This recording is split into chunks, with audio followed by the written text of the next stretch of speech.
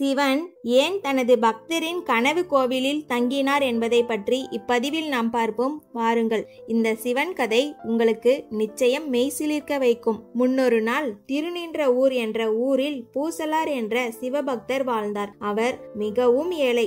ஆனாலும் சிவனுக்காக ஒரு பெரிய கோவில் கட்ட வேண்டும் என்பதே அவரது ஆசை. ஆனால் பணம் இல்லாத காரணத்தால் அவர் தன் மனதில் ஒரு கோவிலை வடிவமைக்க தொடங்கினார். மனம் முழுவதும் பக்தியோடு அவர் அடிகள் நாட்டி சுவர்களை எழுப்பி கற்பனையில் ஒரு கோவிலை கட்டினார். ஆண்டுகள் கடந்த பிறகு அந்த மணக்கோவில் முழுமையாக முடிந்தது. மகிழ்ச்சியுடன் அவர் கும்பாபிஷேகம் நடத்த தேதியை நிர்ணயித்து சிவபெருமானை மனதார நினைத்து கோவிலுக்கு வர அழைப்பு விடுத்தார். அதே நேரத்தில் பல்லவ அரசன் ராஜசிம்மன் காஞ்சிபுரத்தில் ஒரு பிரம்மாண்டமான சிவன் கோவிலை கட்டி முடித்திருந்தார். அவனும் அதே தினத்தில் கும்பாபிஷேகம் நடத்த திட்டமிட்டிருந்தான். ஆனால் அந்த இரவு அரசனின் கனவில் சிவபெருமான் தோன்றி, நான் உன் கோவிலுக்கு வர முடியாது, நான் பூசலாரின் கோவிலுக்கு செல்ல வேண்டும் என்று கூறினார். இதை கேட்ட அரசன் அதிர்ச்சி அடைந்தான். நான் கட்டிய கோவிலை விட அவர் கட்டிய கோவில் பெரியதா?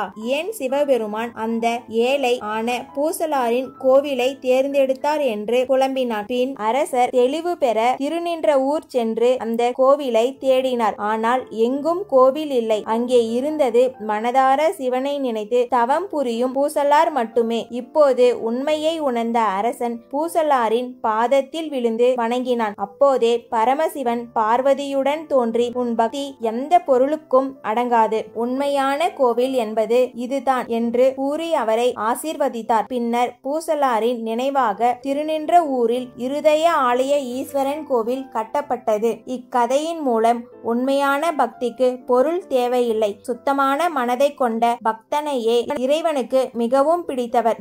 சிவனும் பார்வதியும் பக்தனை சோதிப்பார்கள், ஆனால் பொய்யில்லாத பக்தனையே அருள்வார்கள். நன்றி.